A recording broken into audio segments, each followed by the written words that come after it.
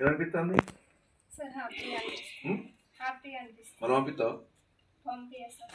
ఎందుకు వీడ ఉంటుంది తప్పైతే మంచి దేశం అయితే సార్ ఇట్లా మోసం చేసిరని తెలియదు కదా సార్. ఇట్లా చేస్తారు అనుకోలేదు. ఏదో మంచిగా పని చేసుకొని మంచిగా అప్పు క్లియర్ చేసుకుంటాం అని వాళ్ళ మనకి ఇట్లా మోసం చేస్తారు. ఇప్పుడు మనం హైదరాబాద్ పోయినాం కదా, సార్ ముఖ్యమంత్రి ఆఫీస్ పోయినావా లేదా? పోయినాం. ఏమంటారు గవర్నమెంట్కు? నీ భర్త వచ్చింది కదా? మా భర్త రావాలని పిటిషన్ పెట్టి వచ్చింది సార్. ఇప్పుడు వచ్చిండు. వచ్చిండు. ఎవరి ద్వారా వచ్చిండు? ఇండియన్ ఎంబసీ ద్వారా, తెలంగాణ గవర్నమెంట్ ద్వారా NRSL శాఖ కలిసినా కదా, చిట్టిబాబు సార్ కలిసినా కదా, కుదిరింది ఇట్లా ఇట్లా వచ్చిరని నా భర్త వచ్చిండు గవర్నమెంట్కు. కారణం నా భర్త ఇండియన్ ఎంబసీ ద్వారా వచ్చింది. దానికి కారణం చంద్రప్రసాద్ సార్. సార్ లేకపోతే మేము చాలా ఇబ్బందులు ఫేస్ చేస్తుంటుంది. అక్కడికి వెళ్ళాక సార్ కలిసిన తర్వాత ఇవన్నీ చూసుకున్నారు. హైదరాబాద్ అయిన తర్వాత సార్ కలిసింది. సార్ కలిసిన తర్వాత సార్ ద్వారానే మేము ఇండియన్ ఎంబసీకి కంప్లైంట్ ఇవ్వడం ఇవన్నీ జరిగినాయి. సార్ మా కోసం చాలా కృషి చేసిండు. చిట్టిబాబు గారు చిట్టిబాబు గారు ఉన్నారు. వీళ్ళందరూ చేసారు సార్. సంతోషం అనిపిస్తుంది ఇప్పుడు.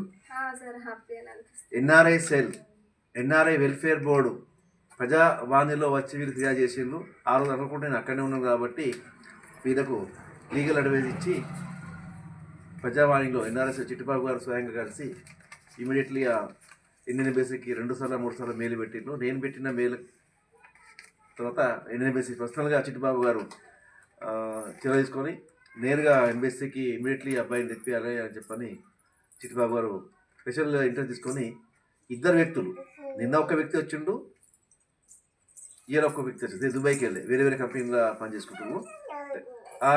నిన్న వచ్చిన వ్యక్తి పిల్లాడేమో అతనికి హెల్త్ బాగలేకపోతే 20,000 అంటే 2 లక్షలు ఇక్కడ ఇండియా ఫైన్ ఇది కట్టమన్నారు. ఈయనగా మోసమైంది అయినా కానీ ఏజెంట్ ఫైన్ ఇవ్వమన్నారు. కంపెనీ ఫైన్ 2 లక్షల రూపాయలు ఫైన్ ఇస్తేనే నువ్వు పోతావు, లేకపోతే ఇక్కడ చంపేస్తాం, ఇస్తాం, జైలు పెడతాం బెదిరించింది. 2 కేసులలో చిట్టిబాబు గారు చాలా సహకరించారు. తెలంగాణ గవర్నమెంట్ సహకారం తీసుకుంటున్నాం. ఇది NRI వెల్ఫేర్ బోర్డు అనేది స్థాపిస్తుంది. NRI వెల్ఫేర్ బోర్డు అయిన తర్వాత గ్రామాల్లో మేము అవేర్నెస్ క్యాంపింగ్ పెడతాం. ఇలాంటి యూత్ మొత్తం కూడా కాపాడే చూస్తాం. అదే ఈ యూత్ తోటే మేము వాలంటీర్గా తీసుకుంటాం. ఏ గ్రామంలో ఏజెంట్ వచ్చి మోసం చేసినా ఆ గ్రామ యూతే బాధ్యత వహించాలి.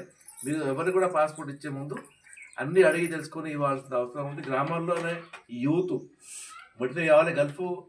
NRI గల్ఫ్ బాధితుల సంఘం అనేది ఒక వెల్ఫేర్ బోర్డు పెట్టి ఒక చైన్ సిస్టమ్ అనేది తయారు చేస్తున్నాం.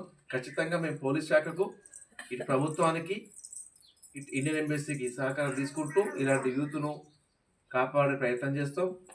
కాపాడుకోవాల్సిన అవసరం కూడా ప్రతి గ్రామాల్లో ఉన్న యూత్కు ఉంది. ఎంతమంది గల్ఫ్కి వెళ్ళారో, గల్ఫ్ వెళ్ళి వచ్చిన వారు, ఇక్కడ చక్కైన వారు ఒక యూనిట్గా తయారు కావాల్సిన అవసరం ఉంది. ప్రతి గ్రామంలో ఒక యూనిట్ కావాల్సిన యూత్ అనేది గల్ఫ్ NRI యూత్ చాలామంది సంఘాలు పెట్టుకుంటారు. అలా కాకుండా ఈ గ్రామాల్లో ఉన్న యూత్ ఈ గ్రామాల్లో ఒక్కొరికి పోతే ఒక్కొక్కటి తిరగకుండా పోకూడదు. ఆ విధంగా ఏజెంట్ ఎవరు ఉన్నారో మంచివాడా చెడ్డా తెలిసిపోతుంది. ఎవరికి వాళ్ళు తీసుకుపోయి పాస్పోర్ట్ ఇచ్చి మోసం చేసుకుని మోసపోయినాక మనం మోసం అయిందని చెప్పండి. ప్రతిసారి చాంద్ పాషా ఎక్కడికి రాలేడు, చాంద్ పాషా ఎప్పుడు ఉండడు కూడా. మీరు మీ బాధ్యత మీరు వహించాల్సింది మీ పాస్పోర్ట్ అనేది ఇండియన్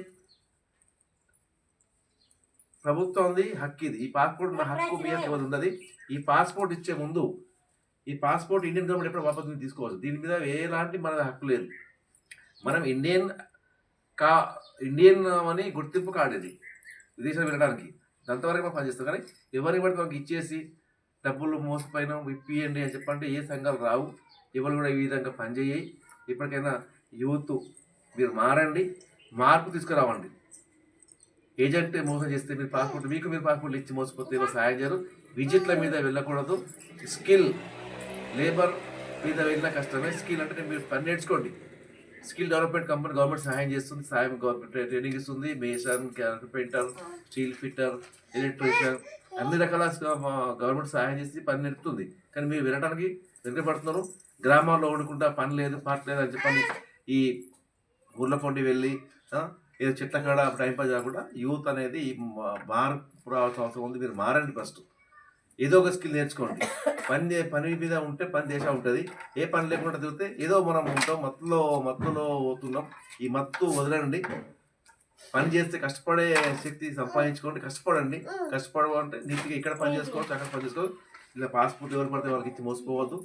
ఇప్పటికైనా ఇతనికి ఒక వైట్ ఈయన పాస్పోర్ట్ బ్లాక్ లిస్ట్ అయిపోతుండే, రోజు మళ్ళీ దుబాయ్ వెళ్ళకుండా అయిపోతుండే. ఇలా శివ అనే వ్యక్తి ఒక మంచి సిఓగా ఆయన పని చేస్తున్నాడు. మంచి ఆయనకు తెలివి ఉంది కాబట్టి, తన చెల్లె కాబట్టి ఆయన ఇంటర్వ్యూ రియాక్ట్ అయ్యి నా దగ్గరకు వచ్చింది కాబట్టి ఈయనను మళ్ళీ అవుట్ పాస్పోర్ట్ బ్లాక్ లిస్ట్ కాకుండా క్లీన్గా మినిస్టర్ ఎస్టాబ్లిష్ తెప్పించడం జరుగుతుంది. ఇలాంటి మోసాలు కావద్దు అంటే మీకు మీరే మారండి ప్లీజ్.